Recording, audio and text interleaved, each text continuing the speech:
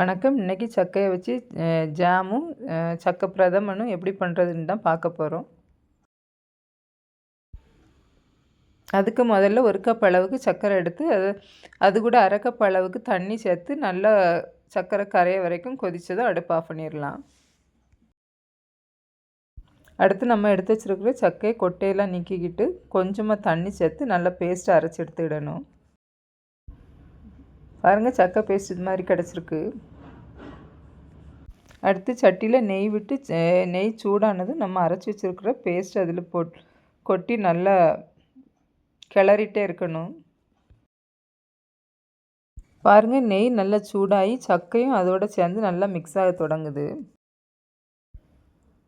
இந்த ஸ்டேஜில் சக்கையும் நெய்யும் நல்லா ஒன்றோட ஒன்று சேர்ந்து நல்லா கெட்டிப்பட தொடங்குது. இப்போது இதில் நம்ம எடுத்து வச்சுருக்கிற சர்க்கரை தண்ணியை நல்லா வடிச்சிட்டு இது கூட சேர்த்துடலாம். அடுத்து வாசனைக்காக 1 ஸ்பூன் ஏலக்காய் தூள் போட்டிருக்கிறேன். சர்க்கரை தண்ணியும் சக்கையும் நல்லா ஒன்றோட ஒன்று கலக்கிற வரைக்கும் நல்லா கலந்து கொடுத்துட்டே இருக்கணும். டேஸ்ட்டுக்காக லைட்டாக உப்பு சேர்த்துருக்குறேன்.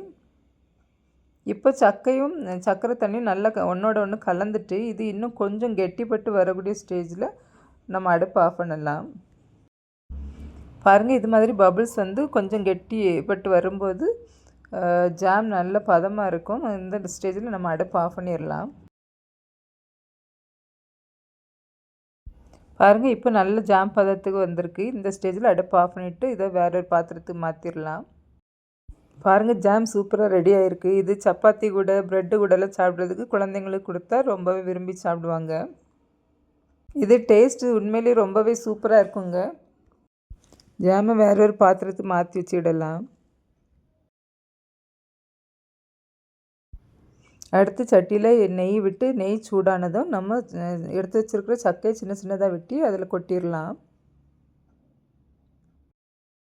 சக்கை நல்லா வெந்து கிடைக்கிறது வரைக்கும் இது மாதிரி கிளறி கொடுத்துட்டே இருக்க வேண்டியது தான்.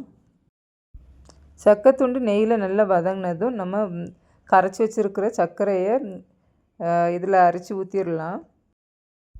இப்போ இதில் வாசனைக்காக கொஞ்சமாக ஏலக்காய் தூள் சேர்த்துக்கலாம். சர்க்கரை தண்ணி கொதிக்கும்போது கொஞ்சம் கிளறி கொடுத்துட்டே இருக்கணும், இல்லைன்னா அடியில் பிடிக்கும். சர்க்கரை தண்ணியும் சக்கையும் ஒன்றோட ஒன்று கலந்து கெட்டிப்பட்டு வரும்போது நம்ம அடுப்பு ஆஃப் பண்ணிடலாம். இந்த ஸ்டேஜில் கொஞ்சமாக டேஸ்ட்டுக்காக உப்பு சேர்த்துருக்குறேன். பாருங்கள், கொஞ்சமாக கெட்டிப்பட தொடங்கியிருக்கு.